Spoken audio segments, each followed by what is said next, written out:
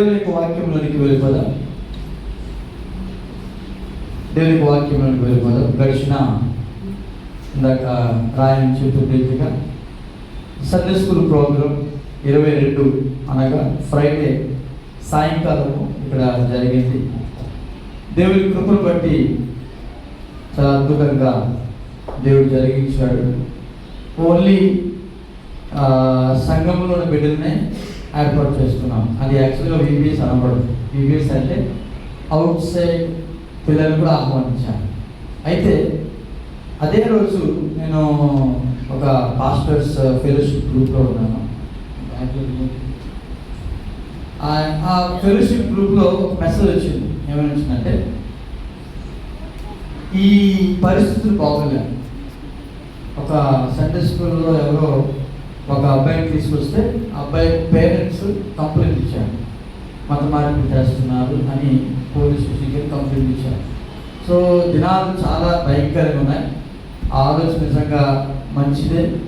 అమ్మ కూడా మాట్లాడినప్పుడు ప్రస్తుతానికి అయితే మనం అలా చేయడానికి వీలేదు. ఎందుకంటే ఏదైనా అలాంటివి జరిగినప్పుడు, ఎందుకంటే ప్రస్తుత పరిస్థితులు అన్నీ కూడా చాలా భయంకరంగా ఉన్నాయి. ఒకవేళ పెట్టాలనుకుంటే మనం ఖచ్చితంగా ఆ పేరెంట్స్ దగ్గర కన్సెంట్ ఫామ్ తీసుకోవాలి. కన్సెంట్ ఫామ్ అంటే ఇష్టపూర్వకంగానే మా బిడ్డల్ని పంపిస్తున్నాం అని వాళ్ళు రాతపూర్వకంగా రాస్తేనే తప్ప మనము యాక్సెప్ట్ చేయడానికి వీలు. అది ఆ యొక్క గ్రూప్లో కూడా నేను పెట్టాను.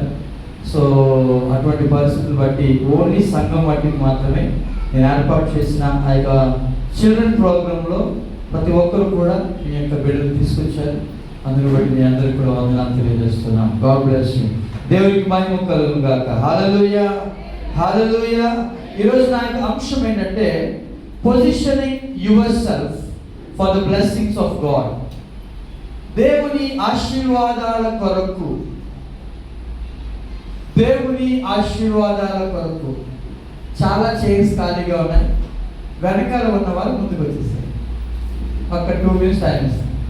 వెనకాల ఉన్న వాళ్ళు ముందుకు వచ్చేసారు. ఎందుకంటే వెనకాల వచ్చిన వాళ్ళు అలాగే కూర్చుంటారు. ఎటువంటి డిస్టర్బెన్స్ ఉండదు. వాక్యం టైంలో మనం డిస్టర్బ్ చేయడానికి వీల్లేదు. సో ఇక వాక్యంలోకి వెళ్ళకముందే ప్రతి ఒక్కరు కూడా ఒక్క నిమిషం లేవండి, మీకు ఎక్సైజ్ లాగా ఉంటుంది. ముందుకు వచ్చేసారు. ముందు చాలా చాలా చైర్స్ ఖాళీ ఉన్నాయి. దయచేసి వెనకాల ఉన్న వాళ్ళు దేవుని యొక్క వాక్యంలోనికి వెళ్ళిపోదాం. Positioning your self for the blessings of God.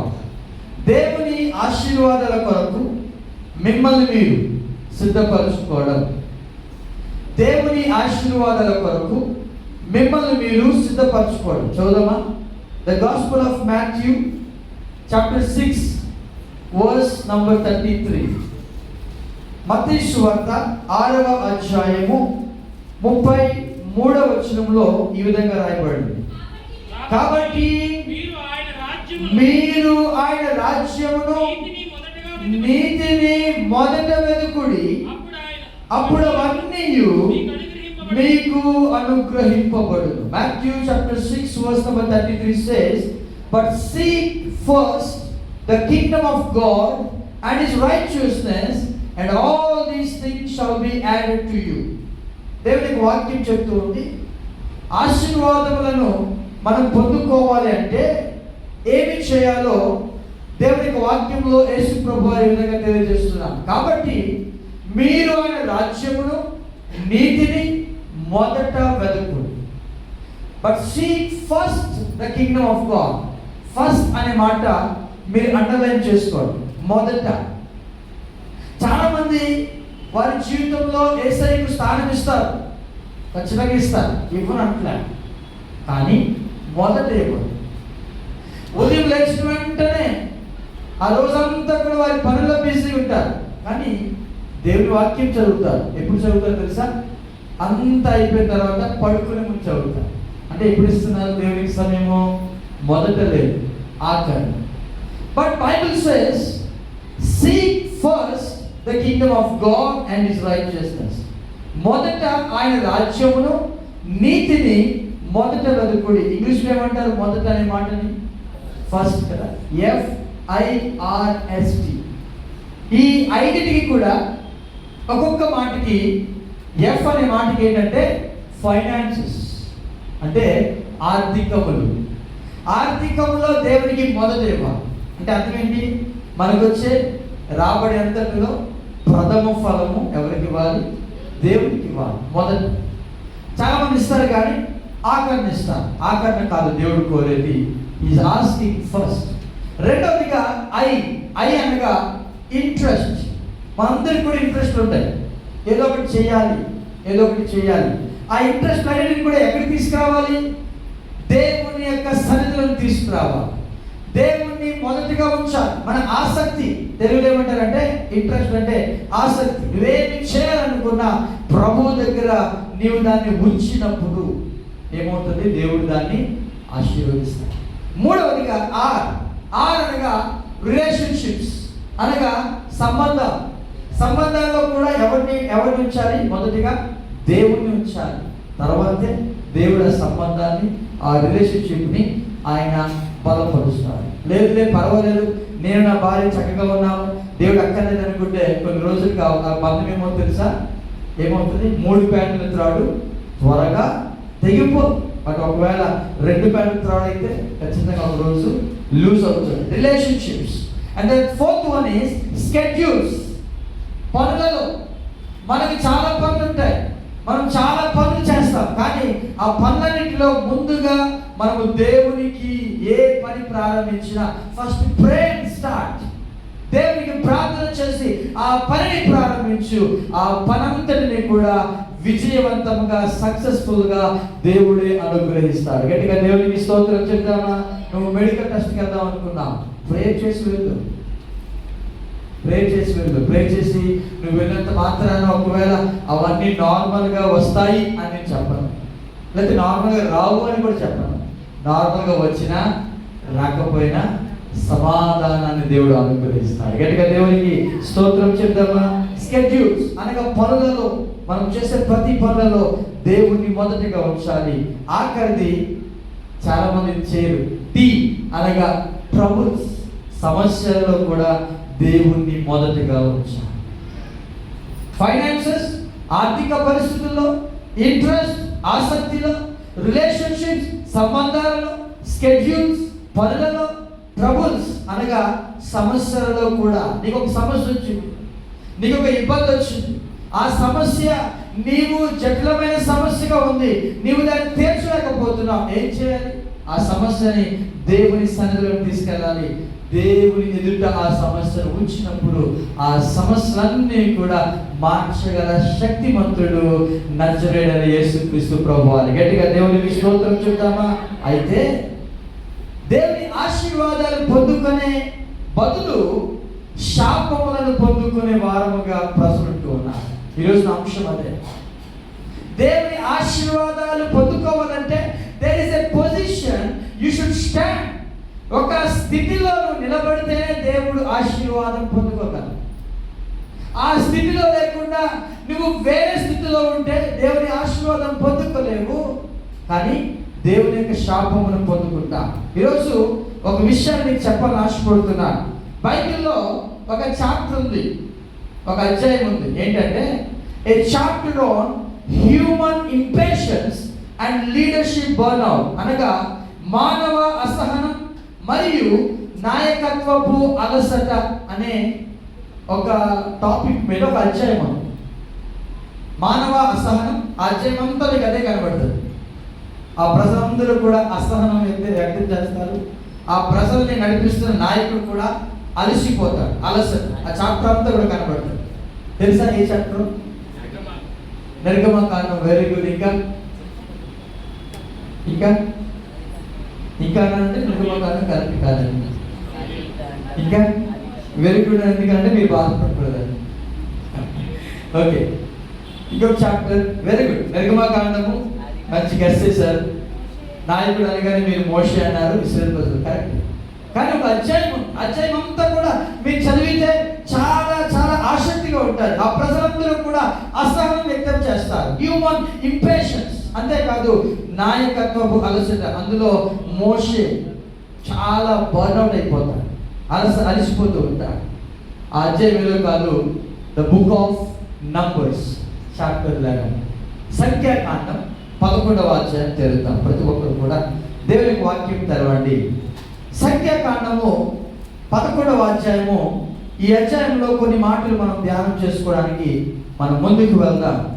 దేవునికి వాక్యాన్ని జాగ్రత్తగా మనము ఆలకిద్దాం. ఈ అధ్యాయంలో ఉన్న విషయాలను ఈరోజు క్లుప్తంగా మీకు తెలియజేసి నేను వాక్యంలోనికి వెళ్తాను. ఈ బుక్ ఆఫ్ నంబర్స్లో టోటల్గా మీకు 36 చాప్టర్స్ ఉంటాయి, 36 అధ్యాయాలు ఉంటాయి. ఈ 36 అధ్యాయాన్ని if you can divide into 3 sections, 3 సెక్షన్స్గా మీరు డివైడ్ చేయగలిగితే, ఫస్ట్ సెక్షన్లో మనకు కనబడేది ఏంటంటే గాడ్స్ ప్రెసెన్స్ విత్ ఇజ్రాయెల్, ఇశ్రాయేలీయులతో ఉన్న దేవుని సన్నిధి. మొదటి అధ్యాయం నుండి 9వ అధ్యాయం వరకు మీకు కనబడుతుంది. ఇశ్రాయేలుతో దేవుని యొక్క సన్నిధి ఏ విధంగా వారిని బలపరిచిందో ఆ అధ్యాయాలన్నీ కూడా మీకు కనబడతాయి. గాడ్స్ ప్రెసెన్స్ విత్ ఇజ్రాయెల్ అనగా ఇశ్రాయేలీయులతో ఉన్న దేవుని సన్నిధి. అదే 10వ అధ్యాయం నుండి 19వ అధ్యాయం వరకు మీరు చదివినట్లయితే అందులో ఏం కనబడుతుంది తెలుసా? తిరుగుబాటు కనబడుతుంది. రిబెలియన్ ఇన్ ద విల్డర్నెస్, అరణ్యంలో తిరుగుబాటు. 10వ అధ్యాయం నుండి 19వ అధ్యాయం. అదే 20వ అధ్యాయం నుండి 36వ అధ్యాయం వరకు మీరు చదివితే గాడ్స్ మర్సీ ఆన్ ఇజ్రాయెల్ అనగా ఇజ్రాయేలీలపై దేవుని కనికరాన్ని మనం చూస్తాం. దేవుడు ఎలా కనికరపడ్డాడు, దేవుడు ఆ ప్రజల్ని ఏ విధంగా ఓదార్చాడో ఆదరించాడో ఈ 3 సెక్షన్స్ లో మనకు కనబడతాయి. మొదటి సెక్షన్ లో దేవుని సన్నిధి, రెండో సెక్షన్ లో అరణ్యంలో తిరుగుబాటు, మూడో సెక్షన్ లో దేవుని యొక్క కనికరం. బాగా గమనించుదాం. ఈ 3 కూడా మన జీవితంలో ఎప్పుడు కనబడతాయి. అవునా కాదా? we have God's presence, దేవుని సన్నిధి మనతో ఉంది, కరెక్టే. కానీ sometimes we will do rebellion, మనం కూడా తిరుగుబాటు చేస్తాం. తెలుసో తెలియకు దేవుని మీద తిరుగుబాటు. దేవుని యొక్క సన్నిధి కలిగినా కూడా అరణ్యంలో తిరుగుబాటు చేసినట్టుగా మనము కూడా చాలాసార్లు తిరుగుబాటు చేస్తూ ఉంటాం. దేవుని యొక్క నామమును అవమానపరుస్తున్నాం మేము. బట్ థర్డ్ సెక్షన్లో దేవుని కనికరము ఇశ్రాయేలుపై ఉన్నట్లుగా దేవుడు మరలా మన జీవితంలో కనికర పడుతూ ఉన్నాడు. అయితే ఈరోజు 11వ అధ్యాయం గురించి అనగా అరణ్యంలో తిరుగుబాటు, the rebellion in the wilderness అనే అంశాన్ని మనం ధ్యానం చేయబోతూ ఉన్నాం. చూడండి, గత వారం కూడా మీకు చెప్పాను, ఇశ్రాయేల్ ప్రజలు, the people of Israel started their journey. వారి యొక్క ప్రయాణాన్ని ప్రారంభించారు ఐగుప్తు దేశం నుండి. వారు ప్రయాణం ప్రారంభించిన 1 ఇయర్ అంటే ఒక 1 ఇయర్ అంతా కూడా వారు ఒక దగ్గర ఉండిపోయారు. ఎక్కడో తెలుసా? సీనాయి అనే కొండ మీద ఉండిపోయారు. సీనాయి కొండ చుట్టూ కూడా వారి యొక్క డేరాలు వేసుకున్నారు, వారి యొక్క నివాసాలు కట్టుకున్నారు. 1 ఇయర్ వరకు కూడా ఆ మేఘము ఆ సీనాయి కొండ మీద నుండి బయటికి వెళ్ళలేదు. The cloud did not move from the mountain of Sinai. సీనాయి అనే కొండ మీద నుండి దేవుని యొక్క మేఘము పైకి వెళ్ళలేదు. గత వారం మీకు చెప్పాను కదా, ఇశ్రాయేల్ ప్రజల యొక్క ప్రయాణ పద్ధతి ఏంటి? మేఘము వారి మీద ఉంటే వారు అక్కడే ఉంటారు. మేఘం ఒకవేళ పైకి లేచిపోతే ఖచ్చితంగా వారు ఏం చేయాలి? ప్రయాణాన్ని ప్రారంభించాలి. గత వారం మనం నేర్చుకున్నాం. సేమ్ ఎప్పుడైతే ఇశ్రాయేల్ ప్రజలు ఆ మేఘాన్ని చూస్తారో, మేఘము సినాయి కొండ మీద 1 year, almost 11 months that cloud stayed on the mountain of Sinai. అనగా సినాయి కొండ మీద దేవుని యొక్క మేఘము 11 నెలలు నిలిచింది. అందుకే ఇశ్రాయేల్ ప్రజలు ప్రయాణం ప్రారంభించలేదు. తర్వాత 2వ సంవత్సరం చదువుదాం ఒకసారి. 10వ అధ్యాయం, the book of numbers chapter 10 verse number 11 చదువుకుందాం. సంఖ్యాకాండము 10వ అధ్యాయము 11వ వచనం చదవండి. 2వ సంవత్సరము 2వ నెల 20వ తేదీని మేఘము సాక్ష్యపు మందిరము మీద నుండి పైకెత్తబడిన గనుక ఇశ్రాయేలీయులు సీనాయి అరణ్యంలో నుండి ప్రయాణములు చేయసాగిరి.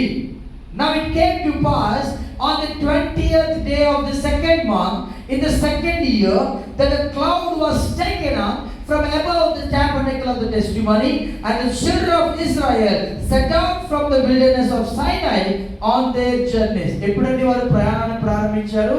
2వ సంవత్సరము. ఆల్మోస్ట్ 1 year వారు ఉన్నారు.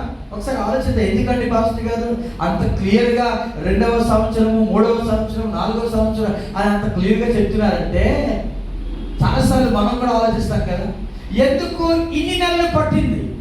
వారు ప్రయాణం ప్రారంభించారు. ఐగుప్తు దేశం నుండి వారు ఏతాము దగ్గరికి వచ్చారు.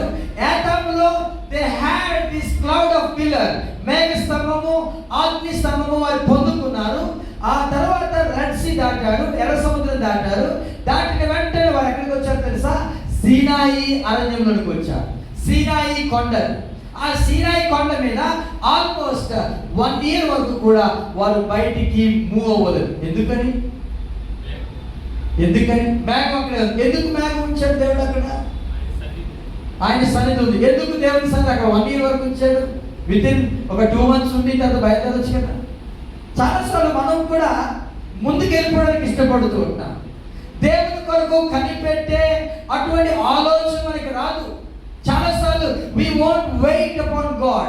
దేవునిపై ఆనుకోకుండా ముందుకు వెళ్ళిపోతాం. దేవుడు కొన్నిసార్లు సిద్ధపరుస్తూ ఉన్నాడు. దేని కొరకు సిద్ధపరుస్తున్నాడు తెలుసా? దేవుని యొక్క ఆశీర్వాదాలు పొందుకోవడానికి ఒక ప్రదేశంలో మనము ఉండాలి అని ఆ ప్రదేశంలో ఇశ్రాయేలు ప్రజల్ని ఉంచినట్లుగా నిన్ను నన్ను ఉంచుతున్నాడు. మనం ఏం చేస్తున్నాం తెలుసా? ఆ ప్రదేశం నుండి మనం ముందుకు వెళ్ళిపోతున్నామేమో. ఇశ్రాయేలు ప్రజలు ఎన్ని నెలలంట? 11 నెలలు అదే ప్లేస్ లో ఉన్నారు. ఎందుకు ఇంత లాంగ్ టైం పట్టిందంటే, God is teaching them a lesson. దేవుడు వారికి పాఠాలు నేర్పిస్తున్నాడు. ముందేమిచ్చాడు? ఆజ్ఞ ఇచ్చాడు. తర్వాత ఏమిచ్చాడు?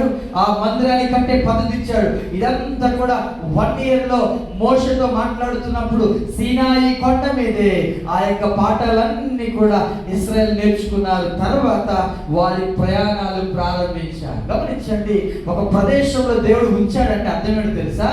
He is teaching a lesson. నిన్ను హాస్పిటల్ బెడ్ మీద ఉంచాడు అనుకోండి దేవుడు, ఎందుకు ఇక్కడ ఉంచాడు అనుకోవద్దు. God is teaching a lesson to you. దేవుడు నీకు ఒక పాఠం నేర్పిస్తున్నాడు. ఒక దెబ్బ తగిలింది, ఆ దెబ్బను బట్టి నువ్వు చాలా ఇబ్బంది పడుతున్నావు, అందులో బయటికి రాలేకపోతున్నావు. అయితే దేవుడు అంటాడు, I'm teaching a lesson to you. నేను నీకు పాఠాలు నేర్పిస్తున్నాను. నువ్వేం చేయాలి? పాఠాలు నేర్చుకుని ఆ యొక్క పాఠముల ద్వారా బలము తెచ్చుకోవాలి అని దేవుడు కోరుతూ ఉన్నాడు. తర్వాత చూడండి, అక్కడి ప్రయాణం స్టార్ట్ చేశారు. ఈ ప్రయాణంలో ఒక విషయం జరిగింది. 31 చదువుకుందాం. The book of numbers chapter 10 verse number 31. అందుకు మోషే, నీవు దయచేసి మమ్మును విడువకుము, ఎట్లనగా ఈ అరణ్యమందు మేము దిగవలసిన స్థలములు నీకు తెలిసే ఉన్నవి, నీవు మాకు కన్నుల వలె ఉందువు. The book of Numbers chapter 10 verse number 31. So Moses said, please do not leave inasmuch as you know how we are to camp in the wilderness, and you can be our eyes. ఎవరితో చెప్తున్నాడు ఈ మాట? చెప్పండి, ఇంకా చెప్పండి గట్టిగా కదా. పొరపాటు పడినట్టు దేవుడితో అట్లా ఆ మాట చదువుతుంటే చాలా అద్భుతంగా, అయ్యా నీవు దయచేసి మమ్మల్ని విడవద్దు, ఎట్లనగా ఈ అరణ్యమందు మేము దిగవలసిన స్థలాలు నీకు తెలిసి ఉన్నవి. అంతేకాదు, నీవు ఎలాగుంటావు? మాకు కన్నుల వలె ఉంటావు. You can be our eyes. నీవు కన్నుల వలె ఉంటావు. ఇది చక్కగా మన దేవుడు అని చెప్తాను, కానీ మోషే కాబట్టి ఖచ్చితంగా దేవుడిని అడుగుంటాడు, దేవుడినే మరి రిక్వెస్ట్ చేస్తుంటాడు అని చాలాసార్లు మనము ఇప్పుడు చెప్పినట్టుగా మనం చెప్తాం. దాని 5వ వచనం చదివితే మీకు అర్థమవుతుంది. 29 వర్స్ నంబర్ 29 and 30 చదువుదామా? మోషే మామయ్యకు మిద్యానీయుడైన రెబూయేలు కుమారుడగు హోబాబుతో, మోషే యెహోవా మాకు ఇచ్చెదనని చెప్పిన స్థలమునకు మేము ప్రయాణమైపోవచ్చున్నాము, మాతో కూడా రమ్ము, మేము మీకు మేలు చేసేదము.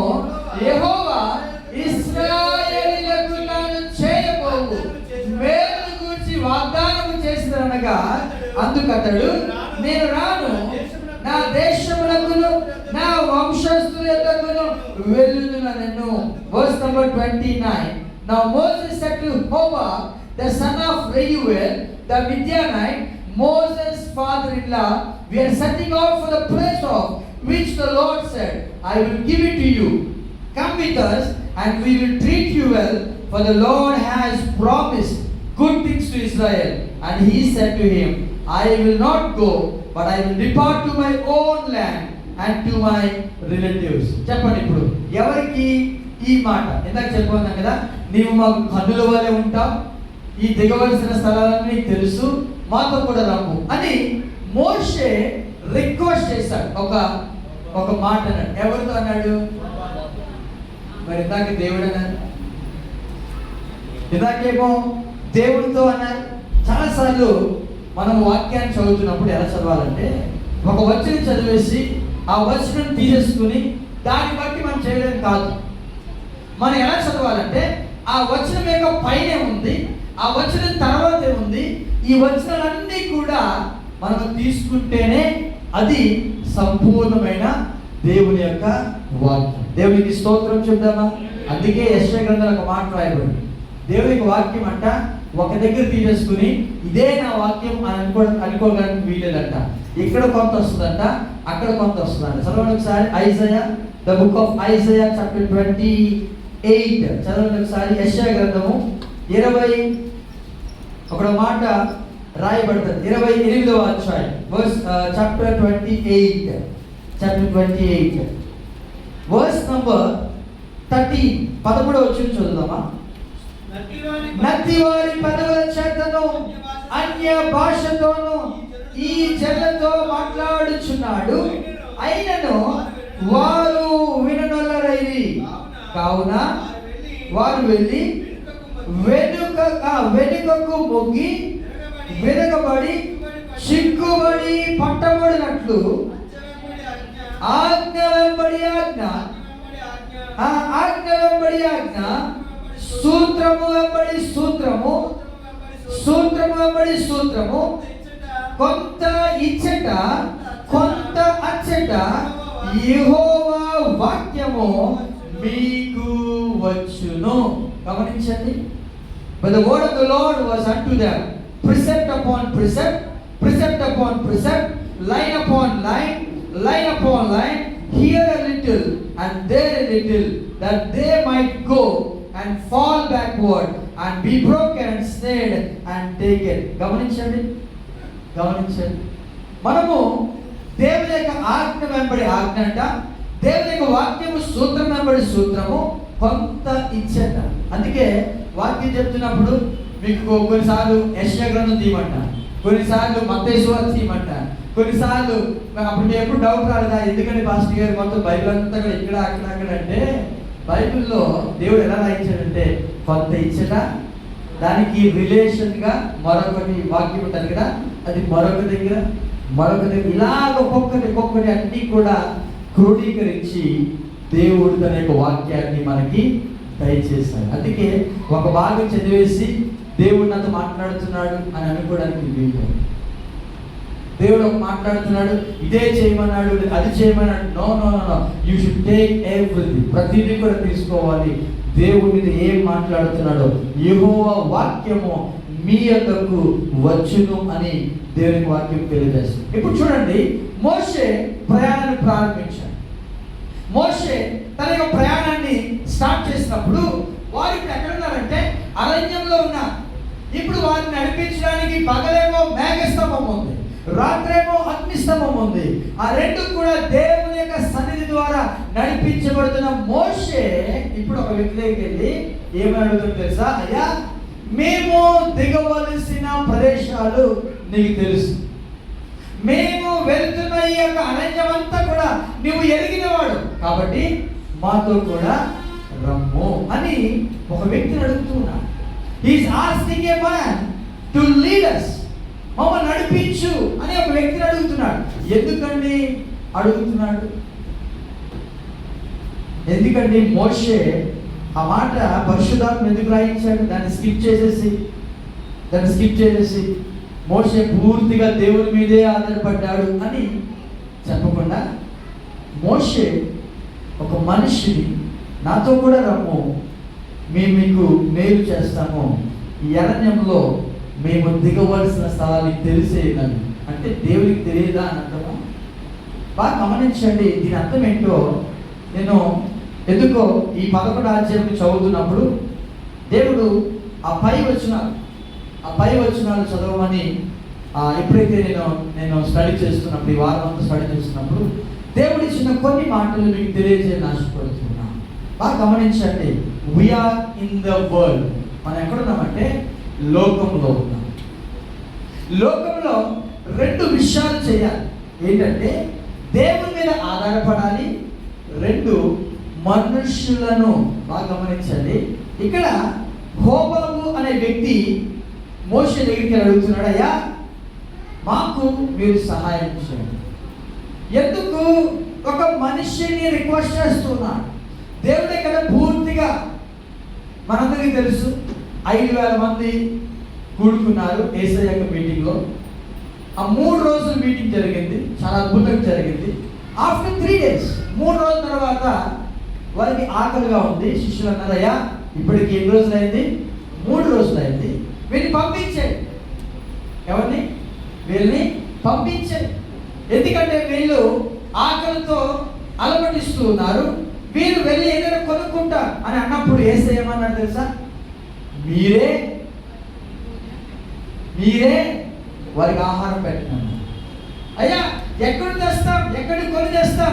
ఒకవేళ కొన్ని ధ్యానారాలు మేము కొనేసి ఒక రొట్టెలు తీసుకొచ్చినా ఇంతమందికి సరిపోవాలి. అప్పుడు యేసయ్య అన్నాడు, మీలో ఎవరి దగ్గరైనా ఆహారం ఉందా అని అడిగాడు. యేసయ్య అనంత జ్ఞానం. యేసయ్య అక్కడ దేవుడి మీద ఆధారపడే వ్యక్తి. కానీ ఎవరిని అడిగాడు ఇక్కడ? మళ్ళా మీలో ఎవరికైనా ఆహారం ఉందో చూడండి అంటే, ఒక చిన్న అబ్బాయి ఒక 5 ఎవల రొట్టెలు 2 చిన్న చేపలు తీసుకొచ్చి యేసయ్య దగ్గరికి ఇచ్చినప్పుడు యేసయ్య వాటిని పైకెత్తి కృతజ్ఞతాస్తుతులు చెల్లించి విరిచి వడ్డించినప్పుడు ఎంతమంది తిన్నారు తెలుసా? More than 5,000. 5,000 మంది కంటే ఎక్కువ తిన్నారు. ఇప్పుడు నాకు ప్రశ్న ఏంటంటే, అక్కడ చాలా రాళ్ళు ఉంటాయి, పెద్ద పెద్ద రాళ్ళు ఉంటాయి. ఒకరోజు అరణ్యంలో యేసు ప్రభు వారు ఆకలితో ఉపవాసం ఉన్నప్పుడు ఒక వ్యక్తి వచ్చి ఒక ఛాలెంజ్ విసురుతాడు. ఏంటి తెలుసా? నీకు ఆకలి వేస్తుంది కదా, ఈ రాయిని రొట్టెగా మార్చుకుని నువ్వేం చేయాలి? ఎవరు? సాతాను కదా. అప్పుడు యేసయ్య అన్నాడు, నీ దేవుని శోధించడానికి వీళ్ళు మనుషులు రొట్టె వల్ల మాత్రమే కాదు, దేవుని నోట వల్ల జీవిస్తారు. ఇప్పుడేమో ఈ 5,000 మంది తినడానికి చాలా రాళ్ళు ఉంటాయి. ఎందుకంటే వారు ఉన్న ప్రదేశం అరణ్య ప్రదేశం. ఈ అరణ్య ప్రదేశం ఎన్ని రాళ్ళు దొరుకుతాయి? చాలా రాళ్ళు దొరుకుతాయి. కానీ ఆయన ఏం చేశాడు? ఒక అబ్బాయి యొక్క ఆహారాన్ని ఆశీర్వదించాడు. ఈ మాటలు ఎందుకు చెప్తాను తెలుసా? మనం ఈ లోకంలో ఉన్నప్పుడు మనిషి సహాయం అక్కర్లేదు అనుకోవడానికి వీలు, అలాగని పూర్తిగా మనిషి మీద ఆధారపడడానికి కూడా వీలు. హోమం ఏమంటే తెలుసా? అయ్యా నీవు మాతో కూడా రమ్ము, దేవుడు మాకు ఏ మేలు చేస్తాడో నీకు అదే మేలు చేస్తాం. దీని అర్థం ఏంటంటే ఇట్స్ ఎ ప్రేయర్ సపోర్ట్. ప్రార్థన సపోర్ట్ ఏమంటారు? సహవాసం కదా, ఇంకొక మంచి మాట. సపోర్ట్, ప్రార్థన, సహవాసం. ఇంకా చెప్పాలంటే నా ప్రార్థన సరిపోవటం లేదు, నీ ప్రార్థన కూడా బాగా గమనించండి. మరొక మాట చూపిస్తాను మీకు. దానియేలు గ్రంథము 2వ అధ్యాయం కొద్దాం ఒకసారి. Let's turn our Bibles to the book of Daniel chapter 2. దానియేలు గ్రంథము 2వ అధ్యాయము. మీరందరికీ తెలిసిన మాటలే. 17వ వచనాన్ని 16వ వచనం చదువుకుందాం first. Let's read 16th verse, then 17th verse. అప్పుడు దానియేలు రాజసన్నిధికి పోయి స్వప్న భావమును తెలియజెప్పుటకై తనకు సమయము దయచేయమని రాజును బతిమాలెను. అప్పుడు దానియేలు తన ఇంటికి పోయి తన స్నేహితులైన హనన్యాకును మిషాయేలునకును అజర్యాకును సంగతి తెలియజేసి తానును తన స్నేహితులను బబులోనులో తక్కిన జ్ఞానులతో కూడా నశింపకున్నట్లు ఆ కళ యొక్క మర్మమును, మర్మ విషయములో పరలోకమందున దేవుని వలన కటాక్షము పొందు నిమిత్తమై ఆయనను వేడుకొనుడని వారిని హెచ్చరించెను. గమనించండి. Then Daniel went in and desired of the king that he would give him time and that he would shew the king the interpretation. Then Daniel went to his house and made the thing known to Hananiah, Mishael and Azariah, his companions, that they would desire mercies of the Lord of God of heaven concerning the secret, that Daniel and his fellows should not perish with the rest of the wise men of Babylon. అంటే చూడండి, రాజుగారికి ఒక కళ వచ్చింది. రాజుగారి కళ వచ్చినప్పుడు ఆ కళ భావం కూడా చెప్పాలి అని చెప్పి మొత్తం అందరినీ పిలిచాడు. He called all the wise men of Babylon. బబులోను దేశంలో చాలా మంది జ్ఞానులు ఉన్నారు. వాళ్ళందరినీ గ్యాదర్ చేశాడు. అన్నాడు, మీరందరూ కూడా నాకు కళ భావం చెప్పాలని. వాళ్ళు అడిగారయ్యా, మీ కళ చెప్పండి, మీ భావం చెప్తాను. లేదు నేను కళ మర్చిపోయాను. I forgot the dream. నేను కళ మర్చిపోయాను, కాబట్టి మీరు కళ చెప్పాలి, కళ భావం. వింటున్నారు అందరూ కూడా? ఒకసారి గట్టిగా రెండు చేతుల పైకి దేవునికి స్తోత్రం చేద్దామా? సరిపోదా? ఇంకా గట్టిగా కళ చెప్పాలి, కళ భావం చెప్పాలి. చెప్పండి, ఎవరు చెప్పగలరు? రాత్రి నేను పడుకున్నాను, నాకేమో కళ చూసి చెప్పగలరు ఎవరైనా? ఇప్పుడు మీకు వచ్చిన కళ నేను చెప్పగలనా? లేదు, అది ఎవరికి సాధ్యం కాదు. రాజు అన్నాడు, నేను కళ మర్చిపోయాను, కళ చెప్పాలి, కళ భావం చెప్పాలి. మీకు చెప్తేనే మీరు ఉంటారు, లేకపోతే మీ ఇల్లులన్నీ కూడా పెంట గొప్పగా చేస్తారు అన్నాడు. అంతే, అదే డైలాగ్. ప్రతి అధ్యాయం అంతా మీరు చదవండి, ఆ అధ్యాయాలన్నీ కూడా అలాగే ఉంటుంది. మీ ఇల్లు పెంట గొప్పగా ఉంటాయి. ఒకే మాట. అందుకు భయపడతారు, ఏం చేద్దాం కాదు. వెంటనే రాజు అన్నాడు, చంపేటినాడు. టైం ఇచ్చాడు, ఆ టైంలో ఎవరు చెప్పలేదు, చంపేనాడు. ఈ ఆజ్ఞ రాగానే దానిని భయపడ్డాడు. ఇంత ఆజ్ఞ ఇంత త్వరితంగా వచ్చింది ఎందుకు, ఇంత స్పీడ్గా జ్ఞానులందరినీ చంపాను ఎందుకు రాజు అన్నాడు అని అడిగినప్పుడు ఆ వ్యక్తి అన్నాడు, ఇలా జరిగింది అన్నాడు. సరే, నన్ను రాజు తీసుకెళ్ళు, నేను అడుగుతాను, టైం అడుగుతాను, నేను చెప్తాను ఆన్సర్ అన్నాడు. సరే, రాజుని తీసుకెళ్ళారు. అయ్యా, నాకు కొంచెం టైం ఇవ్వండి, నేను మీకు కళ చెప్తాను, కళ బాగా చెప్తాను.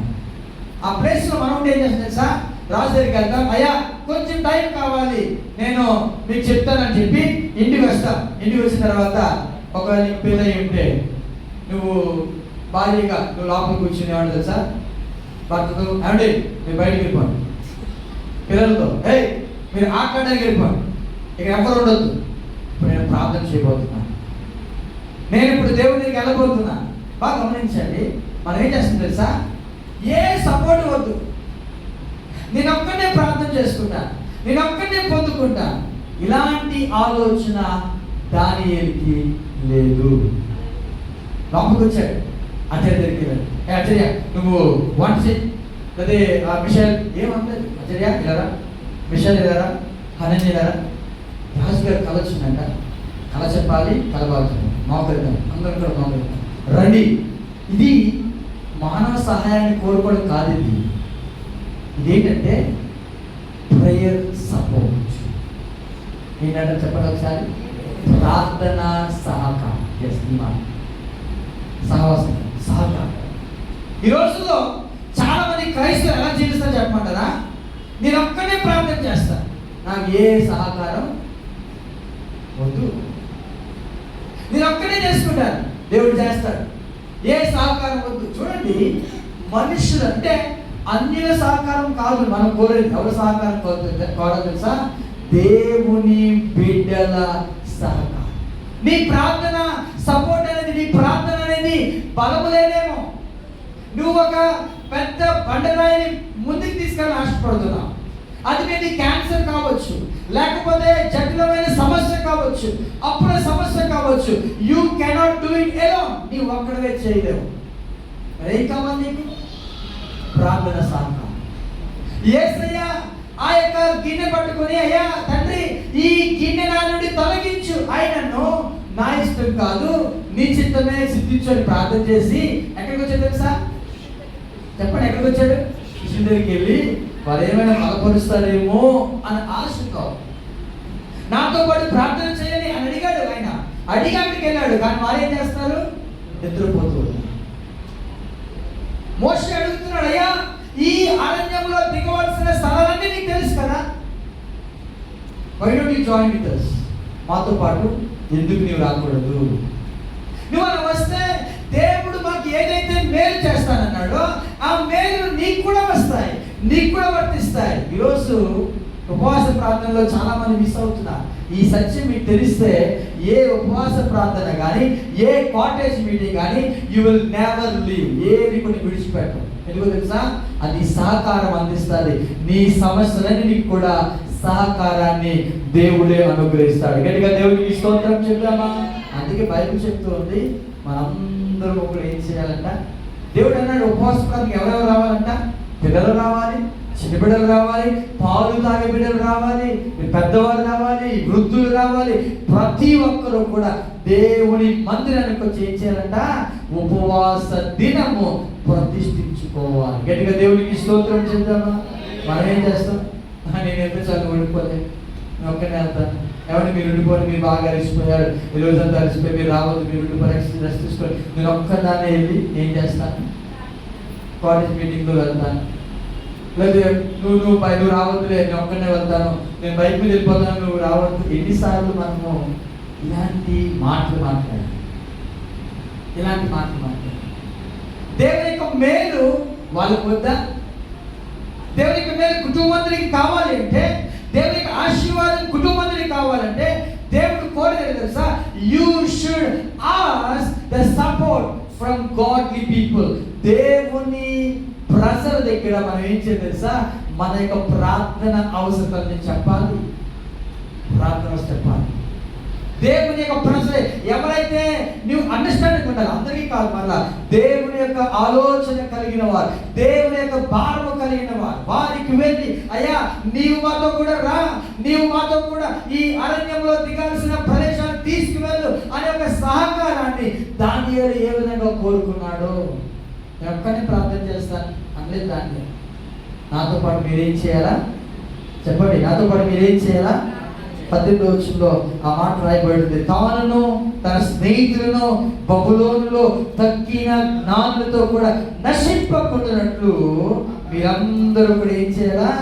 మీరు ఆయన్ని వేడుకొనడని వారిని హెచ్చరిస్తే, నువ్వు చెప్తానన్నావు ఆన్సర్ ఎవరికి?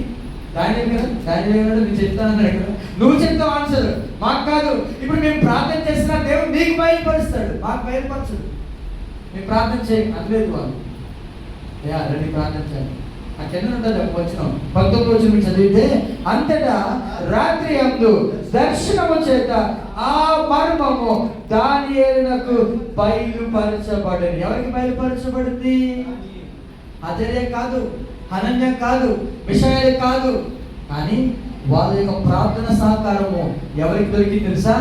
దానియేలుకి, వాళ్ళకి. ఇప్పుడు దానియేలుకి వచ్చిన ఆశీర్వాదం ఎవరికి వస్తుంది తెలుసా? They will also share every blessing of Daniel. దానియేలు యొక్క ఆశీర్వాదం.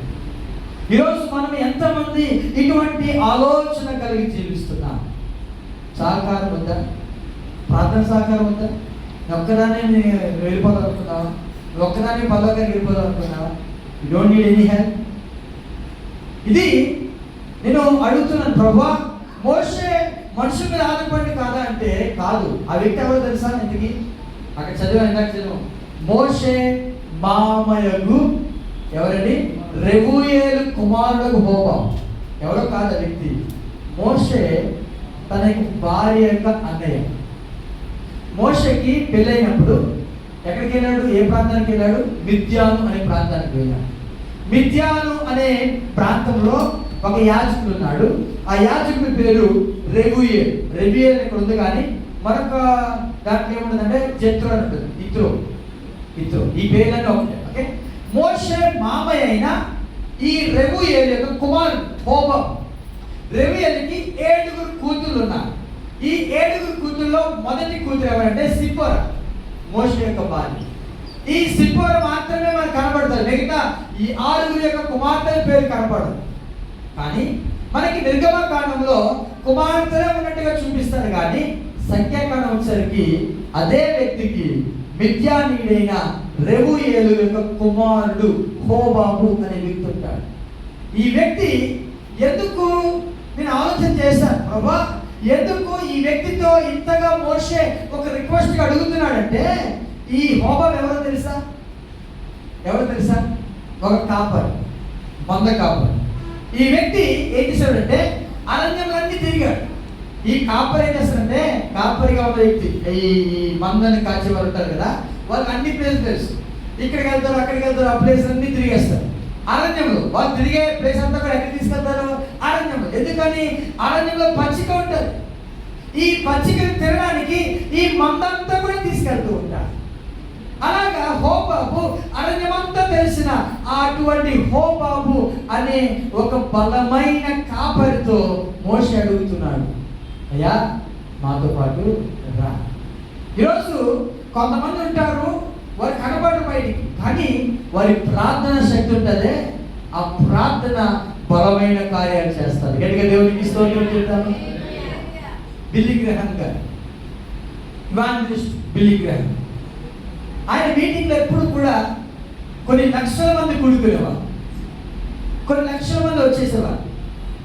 విలేకరులు వచ్చారు, న్యూస్ రీడర్స్ వచ్చారు, అడుగుతున్నారు, అయ్యా మీ మీటింగ్లో ఇంత బలమైన జనాలు రావడానికి గల కారణం ఏంటి? What is the reason behind this much crowd, huge crowd are gathering in your meetings? నీ సభలలో ఇంత బలమైన మరి జనాంగం కూడుకోవడానికి గల కారణం ఏంటంటే, బిల్లీ గ్రహాం గారు అన్నారు, అయ్యా 3 reasons అన్నాడు, 3 కారణాలు అన్నాడు. ఏంటయ్యా అంటే, మొట్టమొదటి కారణం ప్రేయర్ అన్నాడు, ప్రార్థన అన్నాడు.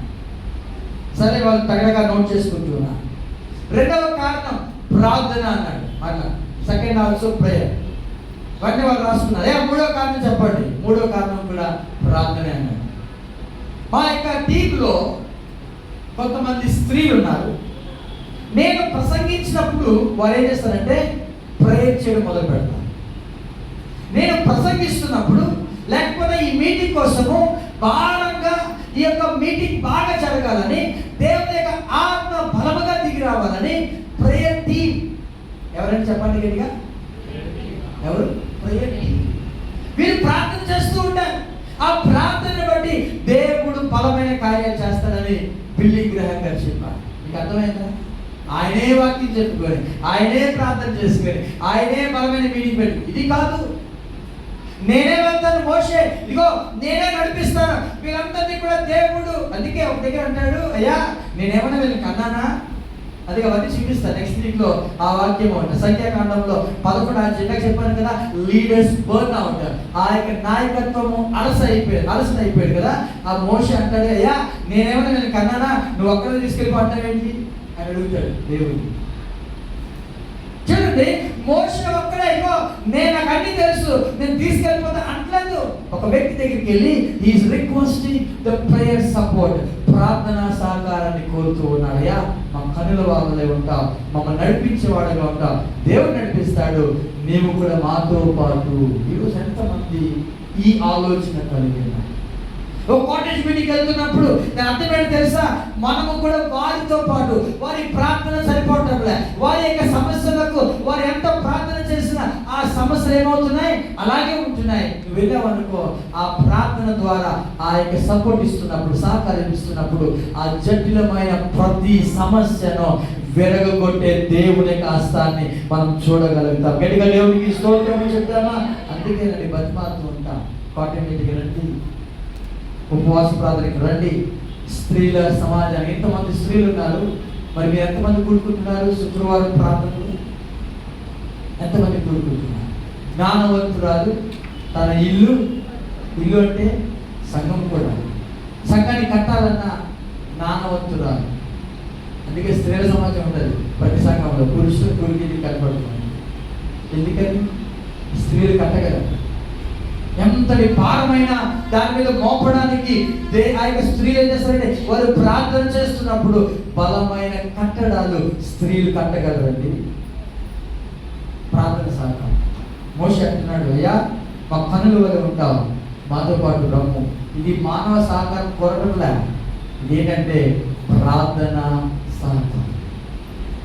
అప్పుడప్పుడు మనం ఉపవాస ప్రార్థన చేస్తున్నప్పుడు చేతులు పట్టుకుని ప్రార్థన చేద్దామండి.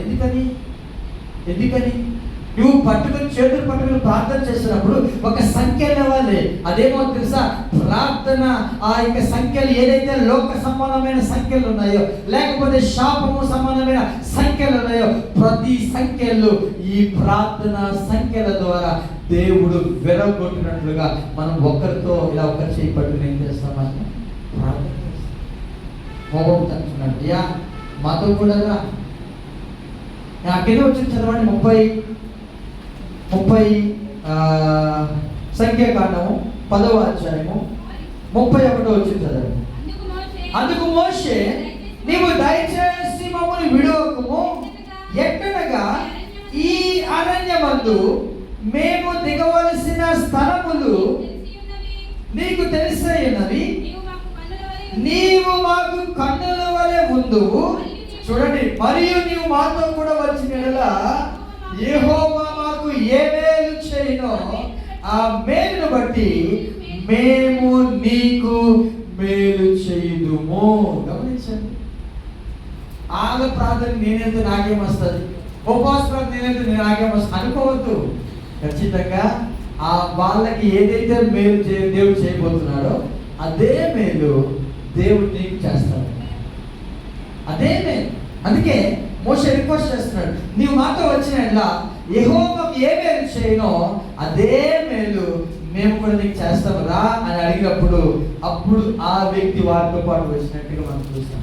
ఓ బాబు, అతని పేరు ఓ బాబు అనే వ్యక్తి దేవుని యొక్క ప్రజలను నడిపించడానికి దేవుడు పంపించిన ఒక సహకారి. ఈరోజు నేను అంటాను, are you having this prayer partners with you? నీతో పాటు అటువంటి ప్రార్థన సహకారులు ఉన్నారా? నీకు ఏదైనా సమస్య కలిగినప్పుడు అటువంటి ప్రార్థన చేసి అటువంటి వ్యక్తికి ఫోన్ చేసి, అయ్యా నేను ఈ సమస్యతో బాధపడుతున్నాను, నా కోసం ప్రార్థన చేయవా అంటే ఇమీడియట్ గా ప్రార్థన చేసే సహకారులు నీకున్నారా? హోమం అంటాడు, నేను రాను, నేను నా ప్రజల దగ్గరికి వెళ్ళాలి, నా వంశం దగ్గరికి వెళ్ళాలంటే మోషే అన్నాడు, లేదు లేదయ్యా రిక్వెస్ట్ చేస్తాను, ఇప్పుడే నాతో రావాలి, వస్తేనే. I requesting your prayer partners.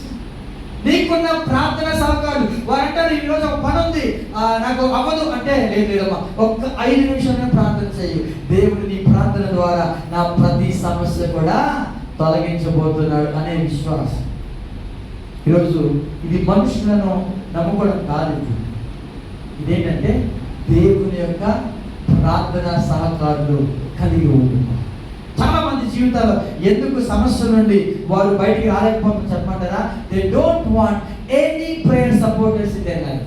వారి జీవితంలో ఎటువంటి ప్రార్థన సహకారం అక్కర్లేదు. I can pray, I can do anything, నేను ఒక్కనే చేసుకుంటాను, నేను ఒక్కనే సాధిస్తాను అంటే you cannot receive the blessings of God. దేవుని యొక్క ఆశీర్వాదాలు పొందుకోలేవు. You should depend on God. నాకు చాలా గ్రూప్స్ ఉన్నాయి, పాస్టర్స్ గ్రూప్. అందులో ఒక గ్రూప్ నాకు చాలా ఇష్టం, అక్కడికి వెళ్తూ ఉంటాను, ఇప్పటికి వెళ్తూ ఉంటాను. అదేంటంటే intercessory prayer team, IPT, intercessory prayer team. ఎక్కడ ఉందంటే అగ్నంపూడిలో వారు ప్రతి నెల కూడుకుంటారు. అందులో ఓన్లీ ప్రేయర్ సహవాసం అది, బట్ ఓన్లీ ప్రేయర్. వాళ్ళు 6 o'clock స్టార్ట్ చేస్తారు, 8:30 వరకు ప్రార్థనే ఉంటుంది.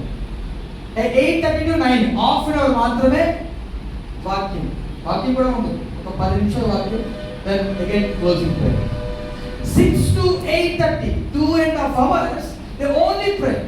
వాళ్ళు ప్రార్థన చేస్తారు అంతకుమించి. అందుకే నాకు చాలా ఇష్టం. చాలా గ్రూప్స్ ఉన్నాయి, కానీ నేను ఏ గ్రూప్కి వెళ్ళినా కానీ ఆ గ్రూప్ మాత్రం ప్రతి సెకండ్ మండే వెళ్తాను. సెకండ్ మండే అక్కడ ఈవినింగ్ 6 to 9 ఉంటుంది. అగ్నంపూడి దూరమైంది, పర్వాలేదు, ఆగిపోయే మంచిది కాదు అనుకోండి. నేను ఎంత దూరమైన అక్కడికి వెళ్ళి ప్రార్థన కడతాను. వాళ్ళందరూ కూడా ప్రార్థన చేస్తారు, మోకరించి ప్రార్థన చేస్తారు. ప్రతి ఒక్క సంఖ్యలను విరగొట్టడానికి వారు బలమైన ప్రార్థన. ఆ గ్రూప్ కూడా పేరు ఏంటంటే ఇంటర్సెసరీ ప్రేయర్. మరి నీకున్నదా ప్రార్థన సహకారం ఉందా? Are you having this type of prayer support? మోషే అంటున్నాడు, అయ్యా మాతో కూడా రా. కళ్ళు ఉంచుదాం, కళ్ళు మూసుకుందాం, ప్రార్థన. Your first